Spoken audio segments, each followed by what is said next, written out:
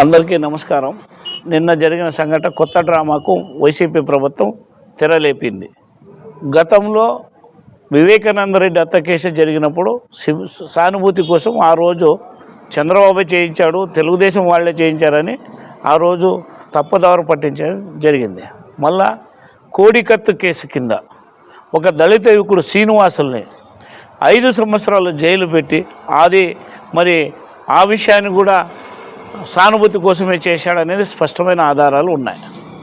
ఈరోజు మళ్ళా గులకరాల మరి కార్గిల్ బాల ఏమని తెలియదు, రాత్రి 8 గంటలకు విజయవాడలోనూ హత్యా ప్రయత్నం అని మొత్తం సాక్షి టీవీల్లోనూ మరి సాక్షి పేపర్లోనూ మరి వైసీపీలు ధర్నాలు చేయడం ఇదంతా రాజకీయ కుట్రగా స్పష్టంగా అర్థమవుతుంది. శ్రీధర్ రెడ్డి 4 రోజుల కింద తన ఫేస్బుక్లో 4 రోజుల్లో ఒక అద్భుతమైన సంఘటన జరుగుతుంది, రాష్ట్ర రాజకీయాలు మారుస్తుంది అనే ఒక అభిప్రాయాన్ని పోస్ట్ చేస్తే 10వ తారీఖు 13వ తారీఖు రాత్రి 8 గంటలకు జరిగిందంటే ఇది కుట్ర.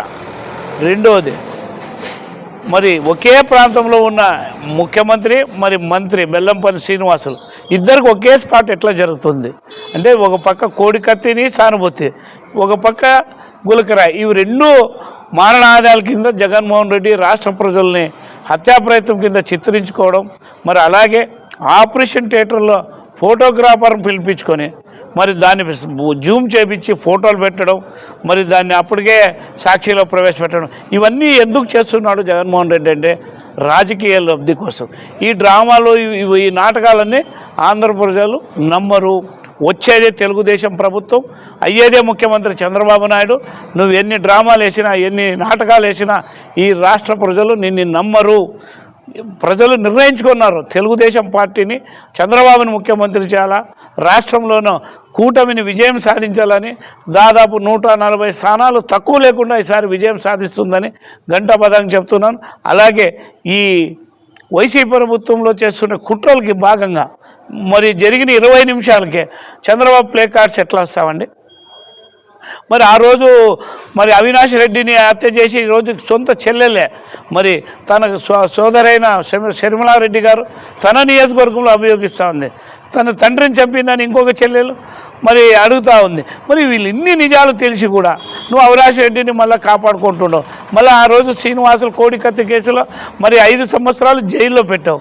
మరి ఇవన్నీ ఎందుకు చేస్తున్నావు అంటే ప్రజలు తప్పుదవ పట్టించి ఏదో రకంగా రాజకీయ లబ్ధి చేయాలనే నీ కుట్ర తప్ప దీంట్లో ఎలాంటి మరి వాస్తవం లేదని నేను తెలియజేస్తున్నాను. గతంలో కూడా టీడీపీని చంపినారు, చంద్రబాబు నాయుడే చంపినాడని వివేకానంద రెడ్డి విషయంలో చెప్పారు.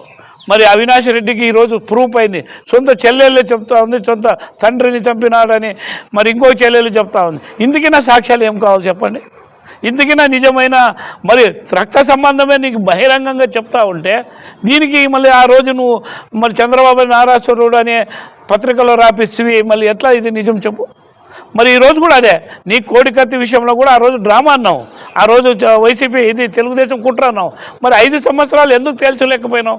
మరి ఎందుకు నీ చేతిలోనే ప్రభుత్వం ఉంది కదా 5 సంవత్సరాలు? ఎందుకు శ్రీనివాసులు ఎవరు చేయించారని నువ్వు నిర్ధారించలేకపోయినావు? ఎందుకు ఎన్ఐఏకి కేసు బదలాయించలేకపోయినావు? ఈరోజు నీ చేతిలో సిబిఐ సిఐడి అన్నీ ఉన్నావు కదా, మరి ఇంటెలిజెన్స్ ఉంది, మళ్ళీ కాదు ఎందుకు తెలియదు? ఇంటెలిజెన్స్ ఏం విఫలమైంది? ఈరోజు డీజీపీ విఫలమైనాడా? రాత్రి 8 గంటల సమయంలో సభ నిర్వహించే ముఖ్యమంత్రికి సెక్యూరిటీ లేవా? మరి ఇవన్నీ ఏమైనా మళ్ళీ ఇంటెలిజెన్స్ ఏమైంది? మరి ఈ రాళ్ళు ఎక్కడి నుంచో విసిరితే అంత పెద్ద గాయమైందని మరి ఎట్లా కనబడుతున్నారు? మళ్ళీ మీరు విఫలం బ్లాక్ క్యాట్స్ జాకెట్స్ ఏమైనా మళ్ళీ ఎక్కడ ఉంది ఇదంతా? ఇది కేవలం రాజకీయ లబ్ధి కోసం చేసిందే కుట్ర తప్ప ఇది వాస్తవం కాదు. Thanks for watching this video. ఈ వీడియో మీకు నచ్చినట్లయితే లైక్ చేయండి, షేర్ చేయండి, సబ్స్క్రైబ్ చేసుకోండి. మన రాయదుర్గం ఆర్డీజీ న్యూస్. మా లేటెస్ట్ న్యూస్ అప్డేట్స్ కోసం నోటిఫికేషన్లు రావడానికి బెల్ బటన్ని యాక్టివేషన్ చేసుకోండి.